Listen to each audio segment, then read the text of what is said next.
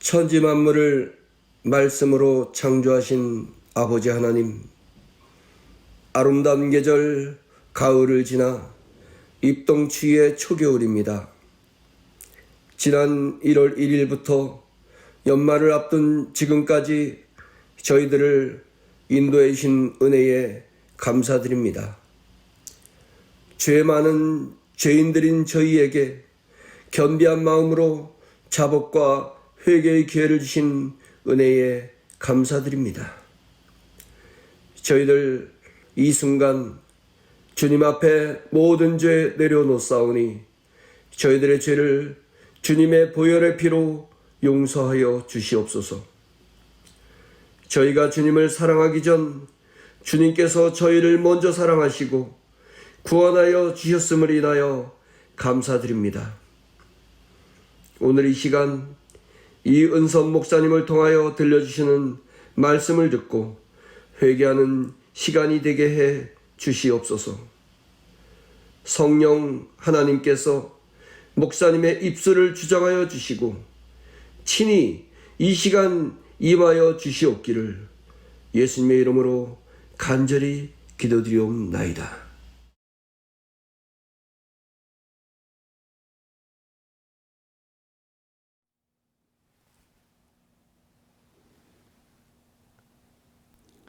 오늘은 회개의 진정한 의미와 회개를 이끄시는 하나님의 방법들에 대해 살펴보고자 합니다.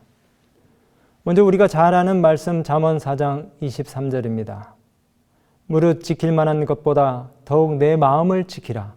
생명의 근원이 이에서 남이니라.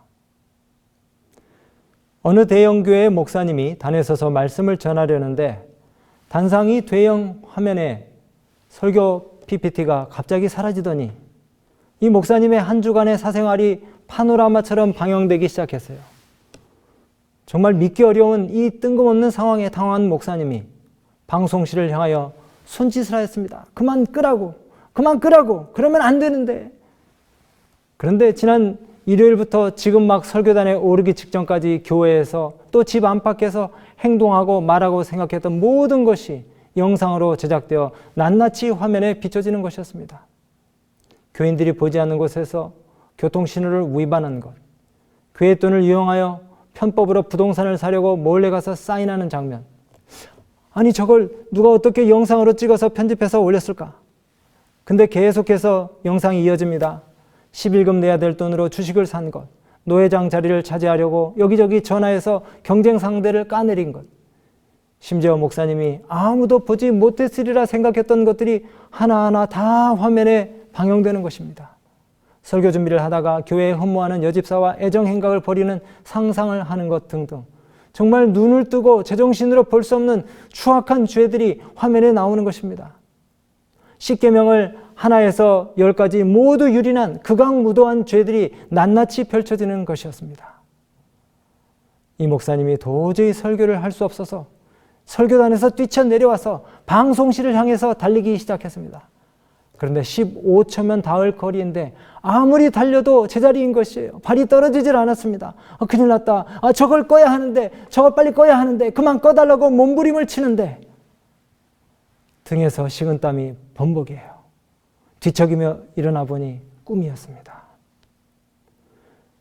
여러분, 참 좋은 건지 나쁜 건지 모르겠지만 내 마음을 다른 사람이 볼 수 없다는 것이 참 다행이에요. 얼마나 썩었는지, 얼마나 부패했는지, 지금 내가 얼마나 더러운 생각을 하고 있는지 안 들켜서 다행입니다. 여러분, 우리 속담에 10길 물속은 알아도 한 길 사람 속은 모른다는 말이 있죠. 아무도 풀 수 없는 퍼즐같이 영악한 사람의 마음을 빗대어서 만든 속담입니다.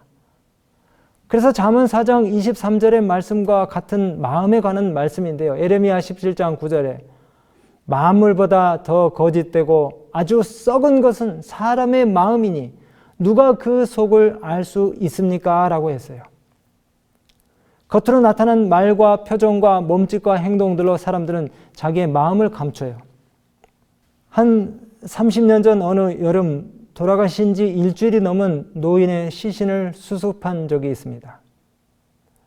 자녀들이 아무도 돌보지 않던 할머니가 헛간 같은 집 대청 마루에서 고독사한 것을 발견하게 되었어요. 8월의 한여름 무더위가 한창일 때 매장하기 위해서 삼배옷을 입히려는데 너무 부패해서 삼배옷을 입힐 수가 없었어요. 그래서 시신 밑에 비닐을 집어넣는데 그때는 비닐 장갑도 없던 때입니다. 뭔가 물컹하더라고요. 그리고 시신을 뒤집었는데 피고름과 함께 한 무더기의 구더기들이 우글거렸습니다. 냄새는 말할 것도 없고요. 심히 부패했어요. 그 모양과 냄새가 정말 참을 수 없이 역겨웠습니다. 하관을 하는데 비닐로 여러 겹을 감았는데도 맞은편에서 미풍이 불어오니까 썩은 내가 진동을 했습니다. 여러분, 우리 마음이 이렇다는 겁니다. 우리 각자의 마음이 다 이렇다는 거예요. 우리가 이렇게 더러운 마음을 가지고서 다른 사람이 눈치를 못 채니까 계속해서 가식적이고 위선적인 삶을 살 수 있는 거예요.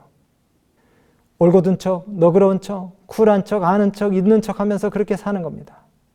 하지만 성경은 계속해서 말씀합니다.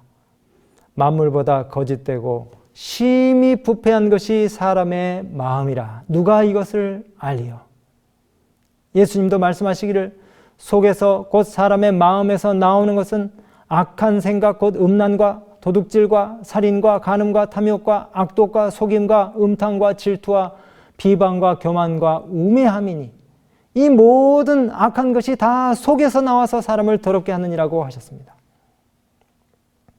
그래서 잠언 4장 23절에 무릇 지킬 만한 것보다 더욱 내 마음을 지키라.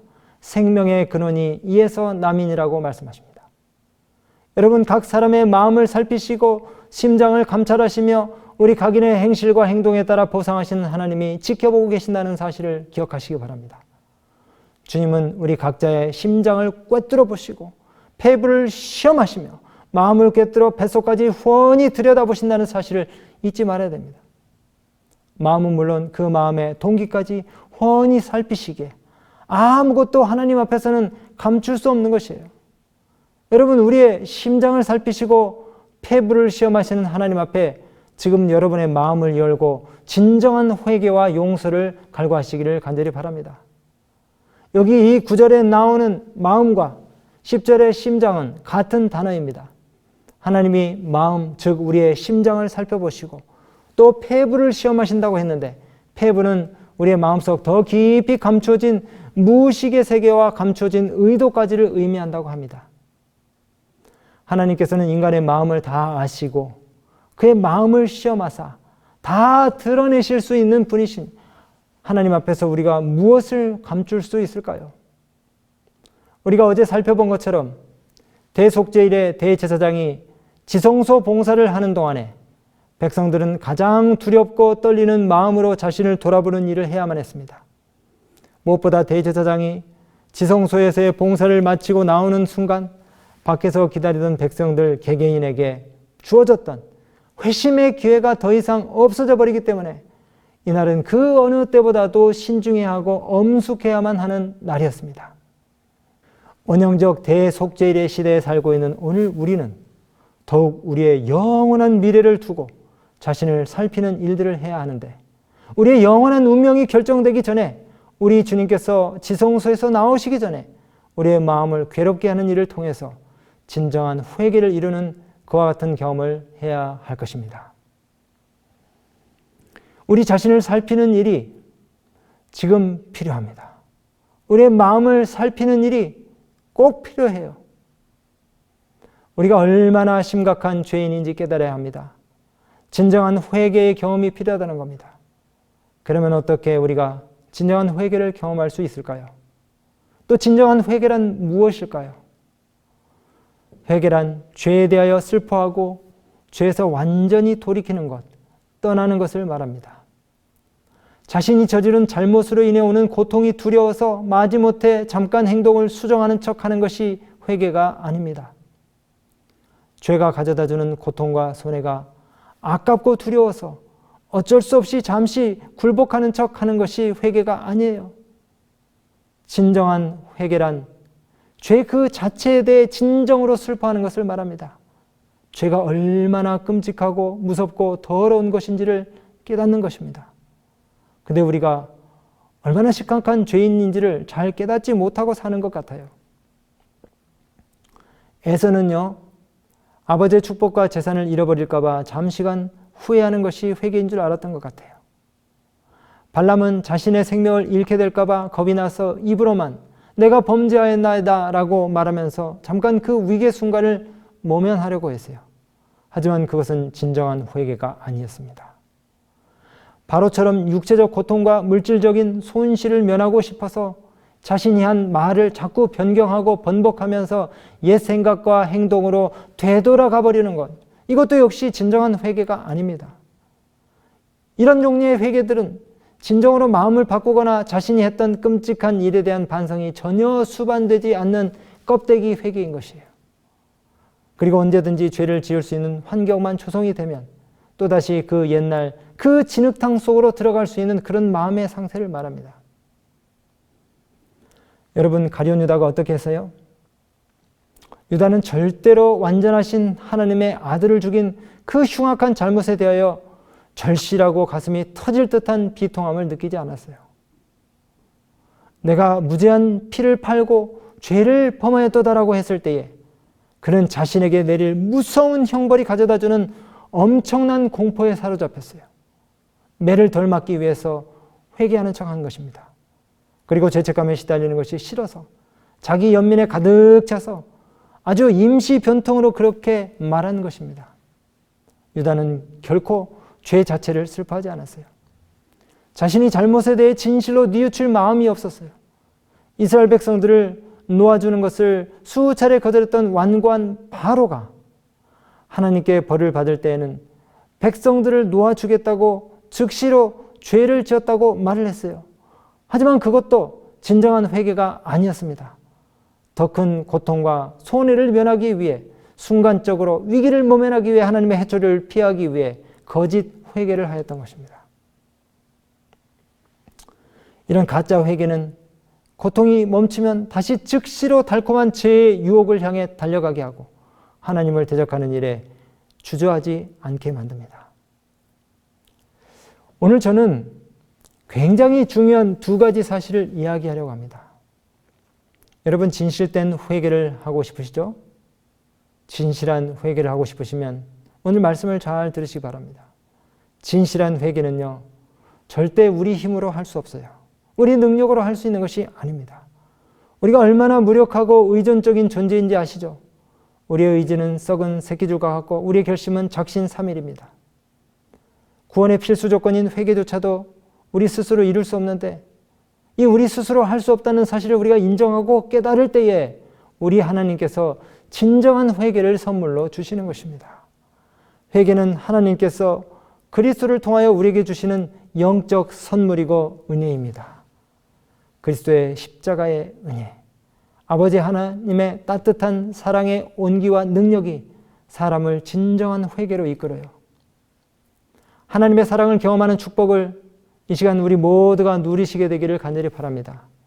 매 순간마다 우리의 마음을 감동시키시는 성령님의 역사가 우리를 회개로 이끄셔서 하나님의 용서를 경험하게 하신다는 것이에요. 여러분들이 하나님을 믿게 된 것, 또 지금 이 하나님의 교회에 오신 것, 여러분들의 의지로 된 것 같죠? 아닙니다. 다 하나님의 특별하신 섭리와 역사로 이 자리에 여러분들이 와 앉아 계신 겁니다. 그 도구와 수단이 물론 사람일 수 있지만 근원적인 뒷배경에는 하나님의 인도하심과 사랑이 있었어요. 여러분, 결코 우연이 아닙니다. 이 자리에 와서 앉아 계신 것이 결코 우연이 아니에요. 하나님의 특별하신 은혜와 사랑과 축복인 것입니다. 제가 초등학교 2학년 때에 수업이 다 끝나고 교실 및 복도 청소를 하는 시간이 되었습니다. 담임 선생님이 학생들을 세워놓고 청소 배정을 해주셨어요. 먼지 나는 교실 청소를 하는 일은 그리 썩 유쾌한 일이 아니었습니다. 그런데 가끔 청소 배정을 받는 중에 흥미와 호기심을 유발시키는 장소가 하나 있었어요. 그것은 바로 교장실 청소였습니다. 깨끗해서 청소할 것도 없고 또 이 교장실 청소를 하면은 누가 안에서 잘하고 있는지 못하고 있는지 감시도 받질 않아요. 그리고 무엇보다도 그 교장 선생님 책상 맞은편에 있는 소파에 가서 드러누워 볼 수 있는 아주 유쾌한 일이 있었습니다. 그런데 그날 제가 그 당번을 맡은 것입니다. 너무 신이 나서 즉시로 먼지털이 하나만 달랑 들고 교장실로 달려갔습니다. 그리고 문을 열고 들어갔는데 아무도 없는 거예요. 그래서 교장 선생님이 손님 맞이할 때 앉는 그 긴 소파 위에 힘껏 몸을 날려서 뛰어들었습니다. 쿵 하는 소리와 함께 벽에 바짝 붙어있던 이 소파가 밀리면서 벽을 흔들고 창문이 덜컹거렸습니다. 뭐 아무도 없으니 신경 쓸 일이 아니었어요. 그런데 그때 교장 선생님의 책상 위로 사람 머리 같은 게 하나 올라오는 것이었습니다. 분명히 교장 선생님이 안 계신 줄 알았는데 계셨던 거예요. 바닥에 떨어진 뭔가를 줍고 계시느라 책상에 가려서 안 보였던 것입니다. 아, 순간 죽었구나 하는 생각이 들었어요. 도망가기에는 이미 늦었어요. 그냥 있기에도 너무 두려웠습니다. 별의별 생각이 다 드는 거예요. 아, 왜 내가 신중하지 못했을까? 좀 더 꼼꼼히 둘러보고 확인했어야 하는데. 자책감과 후회가 밀려왔습니다. 이제는 끝장이구나. 애들은 다 집에 가는데 교장실에서 무릎을 꿇고 손을 들고 벌을 셀 생각을 하니 너무나 까마득했어요. 돌이킬 수 없는 상황입니다. 교장실 청소를 맡은 게 행운이 아니라 저주였다는 생각마저 들었어요. 그런데 그 순간 대반전이 일어났습니다. 화를 내시며 혼을 내실 줄 알았던 교장 선생님이 인자하고 온화한 웃음을 지으시며 그냥 저를 바라보시는 거예요. 바로 그때 제 마음에 드는 생각과 느낌은, 아니 내가 뭘 잘못했어? 애들이 뭐 그럴 수도 있지. 이게 아니라 내가 그 지엄하신 교장 선생님의 방에서 감히 뭘 했던가? 앞으로 다시는 그러지 말아야지 하면서 진심으로 마음으로 뉘우치는 반성을 한 것입니다. 교장 선생님 만약 화를 내고 매를 드셨다면 겉으로만 반성하는 척하고 속으로는 반감을 품었을지도 모르지만 그 교장 선생님의 온화하고 따뜻한 미소 그리고 용서하시는 사랑을 느꼈을 때에 진정한 회개를 경험하게 되었습니다. 다시는 그와 같은 일을 하지 않겠다는 결심을 하게 된 것입니다. 여러분, 이렇게 하나님의 사랑이, 하나님의 인자하심이 우리를 회개로 이끈다는 것이에요. 이렇게 하나님의 인자하심이 우리를 회개로 이끌어요. 예수님이 대제사장 가야바 앞에서 조소적인 신문을 받고 계실 때에 베드로가 주임을 몇 번 부인했습니까? 예수님을 저주하고 욕함으로 부인했어요. 3번 부인했습니다. 3번. 여기 시대의 소망에 이런 말씀이 있어요. 비열한 저주의 말이 베드로의 입술에서 바래지며 목청껏 울어대는 닭의 울음소리가 아직도 그의 귀에 울리고 있을 그때에 주님께서는 표정이 일그러진 재판장으로부터 얼굴을 돌려 그분의 가련한 제자를 유심히 바라보셨어요. 그때 동시에 베드로의 시선도 주께 이끌렸습니다. 예수님의 부드러운 얼굴에서 베드로는 깊은 동정과 슬픔을 볼 수 있었을 뿐 분노의 그림자는 추워도 볼 수 없었어요. 여러분, 얼마나 감동적입니까? 자신을 부인한 제자를 향해 따뜻한 동정의 눈빛을 보내신 거예요. 창백하고 고통에 차 있는 얼굴과 떨리는 입술과 동정과 용서의 정이 서린 그분의 모습은 화살처럼 그의 마음을 찔렀다. 양심은 일깨워졌다. 기억은 되살아났다. 베드로는 주님과 함께 옥에나 죽는 곳에라도 가겠다고 했던 불과 몇 시간 전에 그의 약속을 회상했다. 참 여러분, 베드로가 얼마나 호언장담을 했습니까? 주님과 함께 죽는 곳에라도 가겠다던 그 베드로가 3번씩이나 주님을 부인했는데 주님은 동정과 사랑으로 그를 일깨우셨던 것입니다. 베드로를 바라보시는 그 애처로운 예수님의 눈길, 그분의 부드러운 자비, 그분의 친절과 오래 참으심, 과오를 범한 제자를 대하시는 그분의 동정 어린 사랑과 인내가 베드로를 회개케 한 것입니다. 베드로가 스스로 회개한 것이 아니고 예수님의 그 따뜻한 동정과 사랑이 그를 회개케 한 것입니다. 이렇게 자애로운 성령님의 깨우치시는 음성과 사랑이 우리를 매 순간 회개로 이끈다는 것입니다. 여러분, 이와 같이 하나님의 따뜻한 사랑이 성령을 통하여 전해질 때에 바로 그때에 우리가 하나님의 성령에 감동시키시는 능력에 굴복하게 되면 우리의 양심이 각성되어서 예민한 양심을 갖게 되고 성화의 과정을 경험하게 되는 것입니다. 그런데 하나님의 성령에 감동시키는 사랑의 능력에 반응하지 않으면 양심이 굳어지고 마비되어 마침내 화인 맞은 양심이 되는 거예요. 여러분, 하나님 정부의 기초가 되는 율법이, 그리고 참빛 곧 세상에 와서 각 사람에게 비추는 빛이신 예수님이 우리 마음의 은밀한 곳을 비추시고 숨은 생각을 드러내시면서 우리의 죄와 부정한 마음의 상태를 드러내십니다. 그런데 그때 우리는 주저할 수 있어요. 두려워할 수 있어요. 하나님께 나아가기를 꺼려할 수 있어요. 감사한 것은 이렇게 우리의 마음을 내어놓을 때에 하나님의 사랑, 그분의 거룩함이 드러내는 아름다움을, 그분의 순결함이 우리의 것이 된다는 것입니다. 그리고 예수님과 하나가 되기를 갈망하게 된다는 것입니다. 또 한 가지 우리를 회개케 하시는 하나님의 방법이 있어요. 그것은 바로 고난입니다. 때로 우리가 너무 완고하고 고집불통인지라 우리를 회개케 하시기 위해 하나님께서는 고통스러운 방법을 사용하시기도 합니다. 그러나 하나님의 이 변화시키시는 고통과 고난이 주어지기 전까지 우리가 어리석어서 잘 깨닫지를 못할 때가 많이 있어요. 여러분, 레위기 16장과 23장에는 대속죄일 규례가 나오는데요. 거기 대속죄일 규례 가운데 노동을 금하고 금식을 하며 스스로 괴롭게 하라는 명령이 있습니다. 여기 스스로 괴롭게 하며에 해당하는 히브리어 단어는 낮추다, 억제하다라는 뜻의 아나에서 유래한 말인데, 즉 하나님 앞에서 금식하며 회개한다는 의미입니다. 그런데 자기 스스로를 괴롭게 하는 이 고통의 과정을 통해서 회개를 경험하게 되는 것입니다. 여러분, 때로 여러분의 삶 속에 찾아오는 시련과 어려움, 고통이 여러분 자신을 스스로 돌아보게 하는 브레이크 역할을 한다는 것을 아셔야 돼요.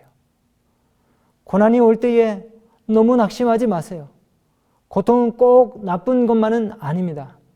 여러분을 구원하시기 위한 하나님의 방법이에요. 고통이 유익인 줄을 아시고 고통이 올 때에 불평하지 마시기 바랍니다. 하나님은 우리의 오만을 꺾으시기 위하여 고통을 베푸신다는 사실을 기억하시기 바랍니다. 고통은 우리를 변화시키시고 구원하시기 위한 하나님의 도구입니다. 이스라엘 백성들의 고단했던 광야 생활과 또 바벨론 아수르 포로 생활의 목적은 이스라엘의 오만한 콧대를 꺾으시기 위한 하나님의 방법이었어요. 이것은 성경에서 끊임없이 반복되어 나오는 주제입니다. 고난은 우리의 생각과 뜻이 하나님께 고정이 되도록 우리를 불러들이는 하나님의 도구인 것입니다. 여러분들을 구원하시기 위한 하나님의 방법인 것이에요. 회개를 이루시는 하나님의 방법인 것입니다.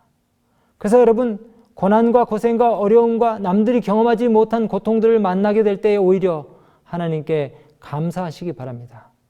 왜냐하면 고난은 깨닫지 못하는 우리를 깨닫게 하시고 회개를 불러일으키는 하나님의 방법이기 때문인 것입니다. 그래서 이 대속죄일 규례 중에 금식이 바로 이렇게 스스로 가하는 내적 고통 혹은 자기 고생을 의미하며 이러한 과정을 통해서 완전한 통회를 경험하게 되는 것입니다. 여러분, 진정한 회개의 예증과 모본이 되는 다윗을 한번 보시죠. 정말 다윗처럼 큰 죄를 지은 성경의 인물도 찾아보기 쉽지 않을 것입니다. 다윗은 5번째에서 10째 계명을 모두 범한 중죄인이었습니다. 하지만 그 큰 죄를 지은 직후에 다윗이 드린 기도를 보면 죄를 진정으로 슬퍼하는 것이 무엇인지 알 수 있어요. 다윗의 회개는 너무나 진지하고 철저했습니다. 자신의 잘못을 은폐, 엄폐, 축소하지 않았어요. 자신이 저지른 일의 결과를 회피하지 않았습니다. 자신이 지은 죄가 위중하다는 것을 깨달았어요. 자신의 마음이 깨끗지 못하다는 것을 또 알았습니다. 자신의 죄를 증오했고요. 죄 용서를 위해서 간절히 기도하고 정결한 마음을 얻기 위해서 기도했습니다. 그리고 성결의 기쁨을 바랬습니다. 마침내 하나님과 조화된 삶으로 돌아가고자 열망했어요. 여러분, 이런 회개를 경험하셔야 합니다. 다윗은 마침내 진지하고 철저한 회개를 통해 완전한 용서를 경험했습니다. 그리고 이렇게 노래합니다. 허물의 사함을 받고 자신의 죄가 가려진 자는 복이 있도다. 마음에 간사함이 없고 여호와께 정죄를 당치 아니하는 자는 복이 있도다. 오늘 저는 말씀을 마치면서 한 이야기를 들려드리려 합니다. 초대교회 이후에 기독교 역사상 가장 위대한 부흥을 꼽으라면 1904년에 일어났던 영국 웨일즈 대부흥이라고 할 것입니다. 근데 이 웨일즈 대부흥의 주역이 있는데 당시에 1904년 26살에 이반 로버츠라고 하는 청년이었어요. 그는 이미 12살 때부터 대부흥기가 있었던 그 1904년까지 13년 동안 자신의 삶이 전적으로 성령의 지배를 받는 삶이 되게 해달라고 기도했습니다. 그러면서 밤늦도록 자기가 속한 교회 청년들과 특별히 하나님께서 웨일즈 사람들의 심령을 깨워주시기를 간절히 기도했어요. 그리고 친구들을 하나하나 붙잡고 하나님의 영으로 충만한 삶을 살자고 호소했습니다. 성령께서 16명의 젊은 청년들을 감동시키셨어요. 이렇게 한 작은 교회에서 시작된 부흥의 불길은 웨일즈 전역으로 확산이 되어서 9개월 안에 웨일즈 지방에서 진정한 회심을 경험한 사람들이 무려 10만 명에 달하게 되었습니다. 물론 웨일즈의 부흥운동이 일시적이었다고 말하면서 그 가진 결함에 대해 이야기하는 사람도 있지만, 그러나 그 당시 사람들의 삶 속에는 굉장한 변화가 있었어요. 이 부흥의 역사가 진정한 회개와 회심이 어떠한 결과를 불러오는지를 잘 보여주었습니다. 이제 이 웨일즈 부흥의 불길이 영원하게 퍼져나갈 때에 하나님의 은혜로 범죄율은 줄어들고 부정직과 부도덕, 술주정뱅이들과 도박사 창녀들이 변화되고 술집들은 적자 운영이 불가피해졌습니다. 이 부흥의 절정기였던 어느 토요일, 어떤 술집 매상이 바닥을 쳤고 교도소와 술집과 극장이 텅텅 비게 되었어요. 다른 많은 술집들은 기도의 장소로 사용이 되었습니다. 글래스 모건이라고 하는 지역에서는 음주와 관련해서 재판을 받은 사람들이 1903년에는 10,000명 이상이었지만 3년 뒤 1906년에는 5,000명으로 줄어들었어요. 정치 집회나 축구 시합은 늦어지기나 혹은 연기되기 아니 폐지되기가 일쑤였습니다. 사람들이 빚을 갚았고요. 훔쳐갔던 농기구들이 제자리로 돌려지고 원수와 원수 사이, 형제와 형제, 자매와 자매 사이의 거친 장벽들이 힘없이 무너져 내렸고 심지어 성령 안에서 교단의 장벽도 무너졌어요. 교회마다 기도하기 위해 모여든 사람들로 차고 넘쳤고 기도회는 보통 6시간에서 8시간 동안 계속되는 경우가 빈번했습니다.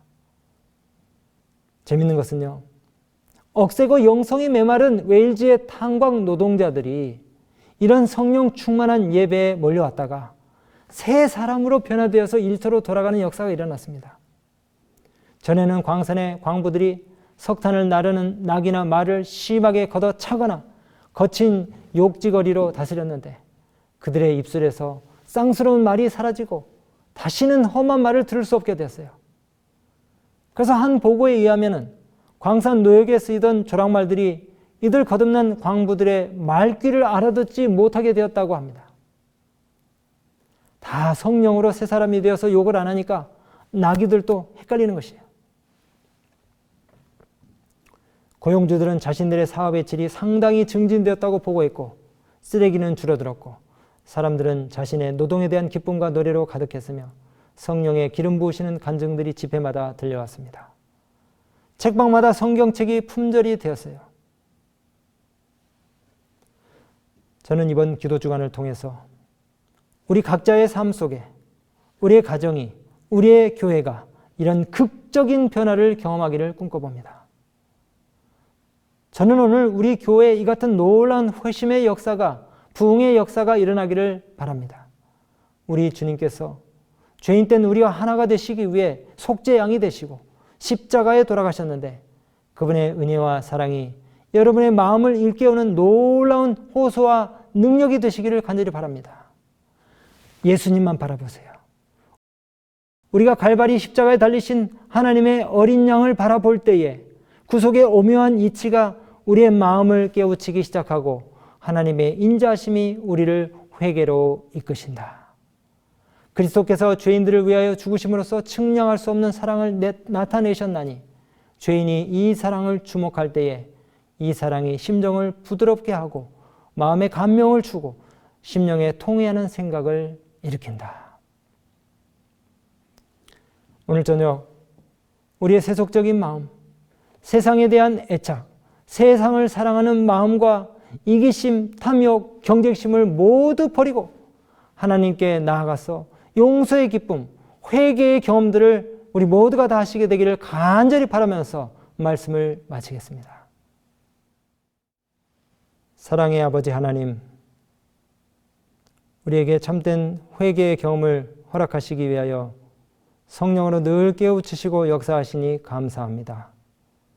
따뜻하고 푸근한 사랑으로 우리를 감동시키시며 때로는 고집불통이고 완고한 우리들에게 고난의 도구를 통하여 깨닫게 하심을 참으로 감사드립니다. 우리의 삶 속에 진정한 회개의 경험들이 이루어지도록 하나님 축복하여 주시옵소서. 사랑이 많으신 예수님 이름으로 기도드리옵나이다. 아멘.